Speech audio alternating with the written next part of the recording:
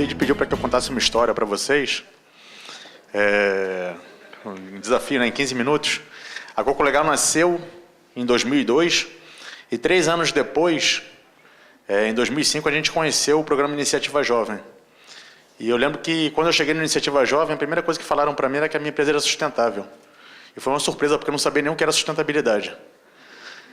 E a partir desse momento, a gente passou a pensar e refletir sobre sustentabilidade. A gente teve que escrever o plano de negócios, e lá a gente descreveu a sustentabilidade da Coco Legal, e aí percebeu várias coisas que a gente fazia sustentáveis, e desde então a gente vem sendo chamado para expor a Coco Legal em alguns casos, a gente participa de alguns prêmios, alguns projetos de fundo perdido, e a gente sempre tem que escrever sobre a sustentabilidade. E cada vez que a gente para pensar nas coisas sustentáveis que a gente tem feito, a gente percebe que a gente faz mais coisas, tem mais ações sustentáveis. Mas a grande verdade é que a gente nunca parou para pensar, vamos fazer alguma coisa sustentável. Não existe um setor de sustentabilidade na Coco Legal. E aí, refletindo sobre isso, a gente percebeu que a gente briga muito para fazer o certo, para fazer as coisas que a gente acredita, o que a gente acha correto, e isso torna a empresa sustentável. Quando falaram para mim que a Coco Legal era sustentável em 2005, na Iniciativa Jovem, a gente percebeu que a sustentabilidade na empresa estava muito mais relacionada a valores pessoais meus e do meu pai do que uma política da Coco Legal.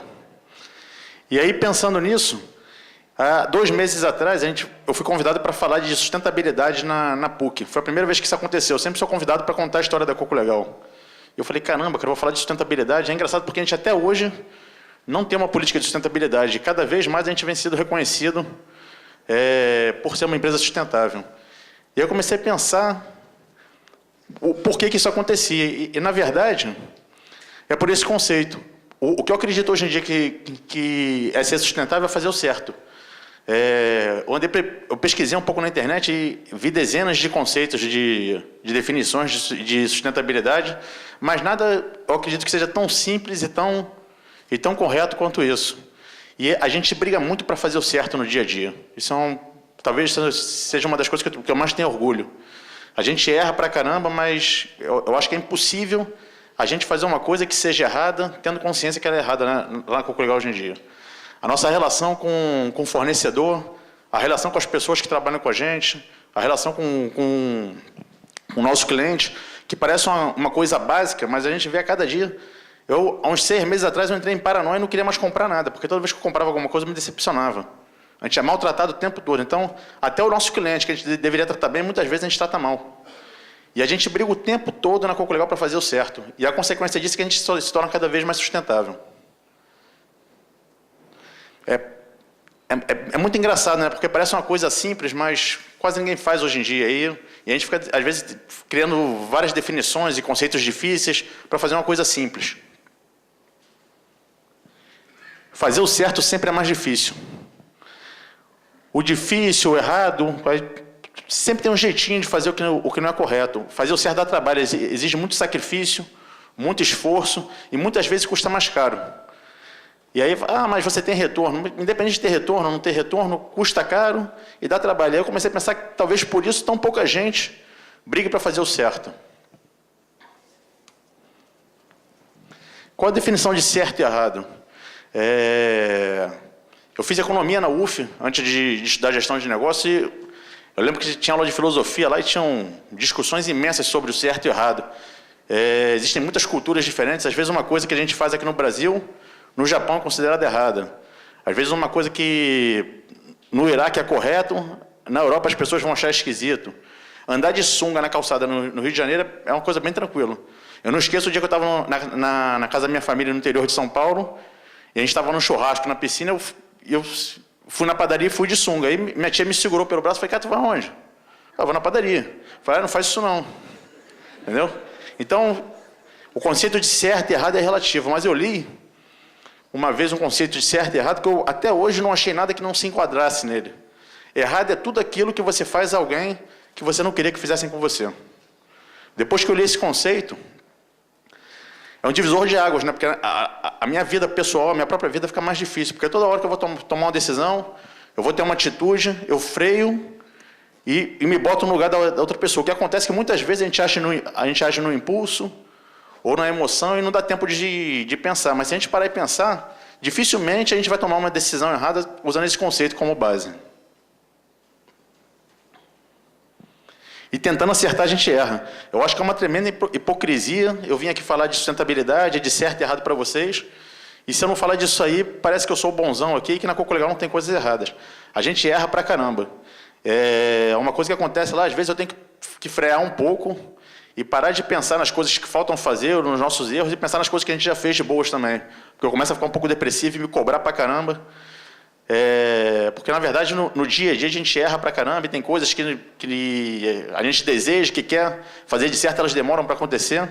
E uma coisa que eu tenho que fazer constantemente é voltar para trás e ver tudo que a gente já fez de bom e coisas legais, mas a gente erra pra caramba. Passei direto ali. Uma coisa importante é que a gente erra, mas a gente sempre erra tentando acertar. Como eu disse antes, é muito difícil a gente fazer uma coisa errada conscientemente. Eu vou fazer alguma coisa que vai prejudicar o lugar que eu moro, ou que vai prejudicar as pessoas que convivem com a gente. A gente, tentando acertar, a gente erra às vezes. E a gente faz o certo porque é certo. Eu estive aqui ontem, né? Eu assisti algumas palestras e sempre que a gente fala de sustentabilidade, tem um monte de gente defendendo a sustentabilidade porque dá lucro, ou uma coisa que a gente vê hoje em dia, as pessoas fazem alguma coisa certa para não serem processadas, e tem um cúmulo. Tem algumas mega instituições hoje em dia, o próprio governo, algumas empresas, que fazem o errado conscientemente e depois contratam um setor jurídico porque é mais barato do que fazer o certo. É mais simples, é mais barato e mais simples fazer o errado e depois pagar um advogado, ou pagar uma multa, ou perder um dinheiro na justiça do que fazer o certo. Isso não entra na minha cabeça. Entendeu? E aí na Coco Legal, muita gente fala, Fábio, mas o que acontece? Ela fala, não, eu faço o que eu acredito. Todo dia, quando a gente acorda, a gente tenta fazer o melhor. E fazer o certo na Coco Legal hoje em dia é fácil pra caramba. Era muito difícil no começo, quando todo esforço, todo sacrifício era meu. A empresa era muito pequena, não tinha ninguém para dividir comigo. Hoje a gente tem 68 funcionários.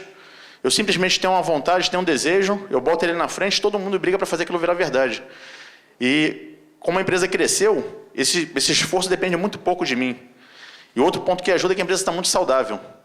E hoje a gente tem dinheiro para brincar com isso. Às vezes a Coco Legal parece meu parque de diversão, parece a Disneylândia. Eu tenho um desejo, na Disneylândia, na loja de brinquedo, tu pede para o teu pai, fala, pai, eu quero aquele brinquedo ali. Então eu tenho um desejo, eu boto ele na frente, todo mundo briga para fazer ele virar verdade, e a gente tem dinheiro para bancar às vezes. No começo da empresa, às vezes eu queria fazer uma coisa que eu achava legal, queria inovar, transformar alguma coisa que não estava boa, e às vezes faltava dinheiro. E hoje a gente não passa mais essa dificuldade. Então, na Coco Legal está muito fácil hoje em dia aplicar sustentabilidade. Esse é o nosso gráfico de crescimento em litros por ano. E aí muita gente me pergunta qual é a nossa estratégia de crescimento, o que eu faço de marketing, qual é a minha equipe de vendas. E é verdade que a gente não tem equipe de venda, a gente não tem setor de marketing na empresa. Acho que há uns 3, 4 meses, a primeira coisa que a gente começou a fazer de marketing é o Instagram e o Facebook, e que já deu um resultado enorme, mas a gente nunca investiu em crescimento. O único período que eu tentei crescer na Coco Legal foi de 2002 a 2005, que a gente não cresceu nada.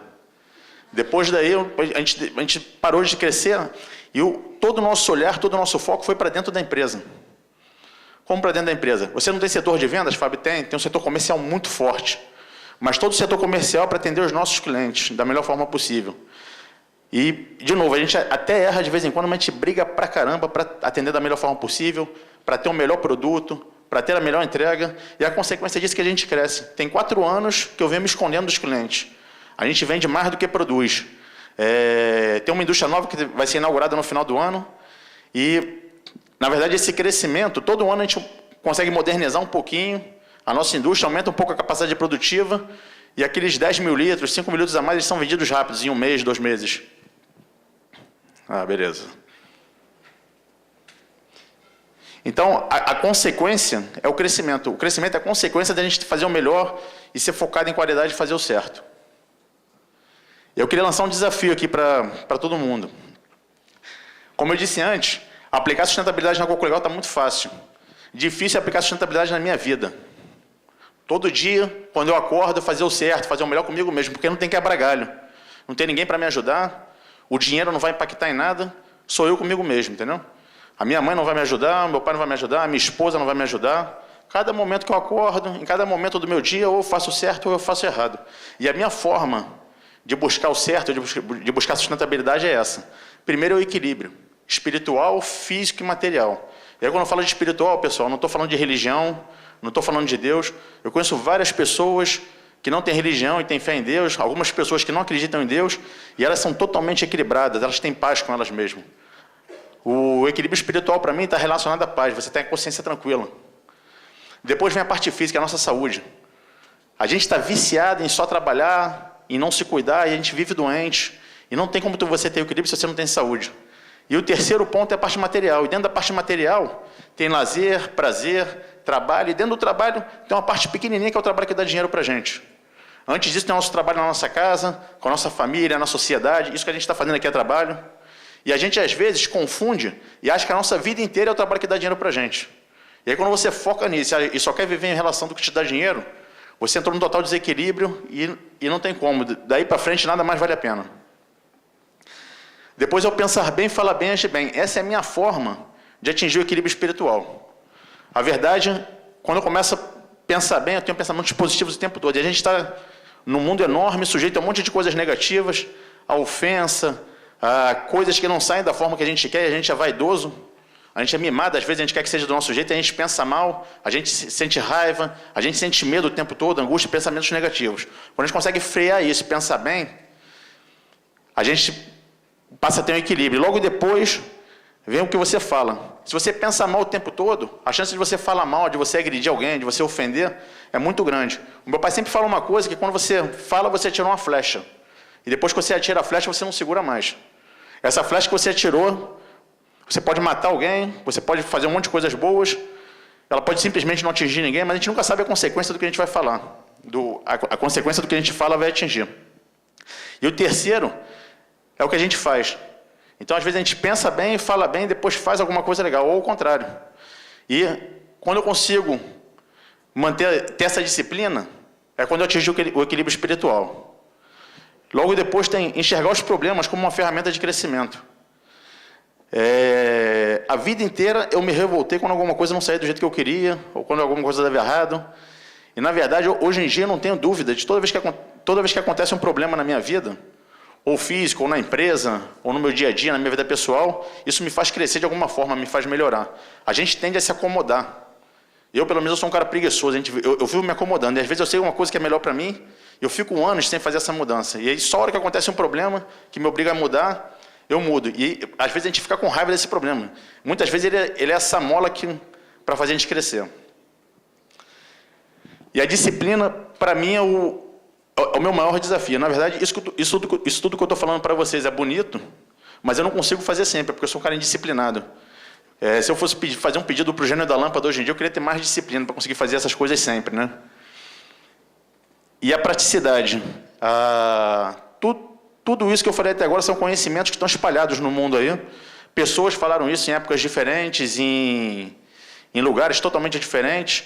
Isso, para mim, são ensinamentos de vida, são conhecimentos que estão espalhados por aí. E eles só têm validade se a gente botar isso em prática na nossa vida. Todo dia que eu acordo, eu boto isso em prática ou não boto em prática.